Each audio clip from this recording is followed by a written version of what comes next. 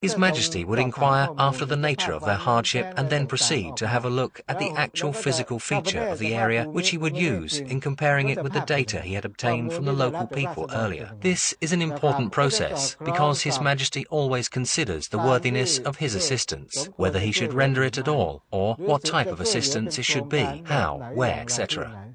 Once he had established the needs and obtained complete data, His Majesty was ready to draw up concrete guidelines for the development or remedial initiatives in consultation was to get to such a place and obtained all data pertaining to the respective area. Even so, there have been instances where the royal initiatives did not develop into projects. Many instances indeed. For example, the people would arise once His Majesty had departed. With his presence, the people were in agreement with almost anything. But when more concrete follow-up action took shape, one would assert his ownership over this piece of land, while others did over the rest. Thus, implementation was hindered. His Majesty would say, "We should not proceed without their consent. We can go somewhere else. A lot of work is yet to be tackled."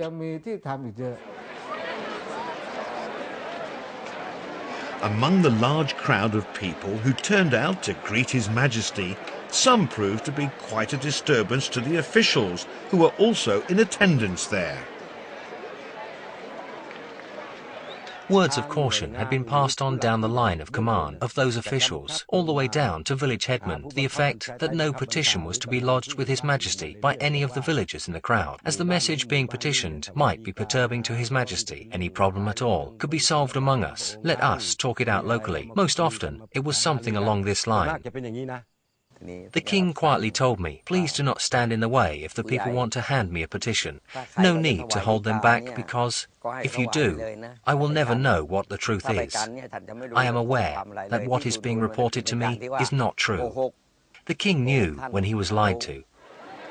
The light of their life was appearing in person right in front of them. Here was a chance to drive away darkness in which their families had been living. As it happened, they managed to find ways to sidestep the officials and slip the petitions directly to His Majesty.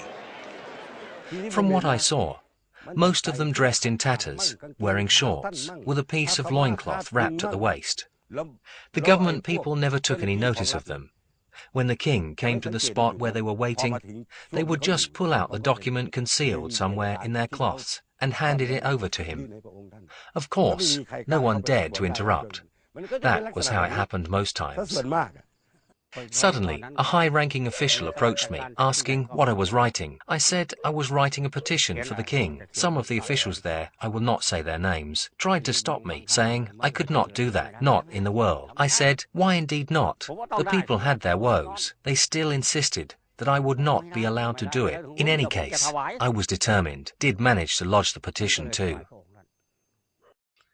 Every royal-initiated project constitutes the body of continuous work for His Majesty, because he always monitors its progress and keeps abreast of all the problems or outcomes. There were instances where His Majesty repeatedly made inquiries as to why certain projects had not got off the ground. He had a complete set of data with him, so he knew everything, the location, the nature of problems applying there, etc. He kept all our reports, plus his own personal information. He even did some spying. He had his own auditors unit out on us. Nowadays, the hard work has been passed to Her Majesty the Queen and members of the royal family who make royal visits to the sites of the royal-initiated projects, development study centres, as well as certain remote areas. They constantly report their findings to His Majesty. On Her Majesty's trip, officials from the Irrigation Department had to be in attendance, along with those from the RDPB. After the trip was over, report had to be prepared and submitted to the board. We were told to send the report to Klai Gangwon Palace for his approval. There were indeed cases that the report was returned to us with his comment, arguing that some things were not right, and the corrections. The point is that His Majesty is still hard at work, even though he now resides at Klai Gangwon Palace. I can assure you he is.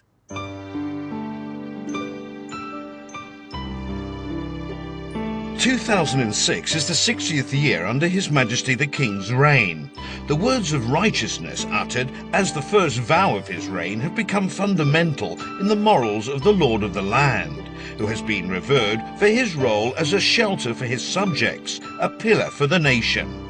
Under his rule, a lot has been learned as to how development work can thrive without a risk of losing harmony and equilibrium.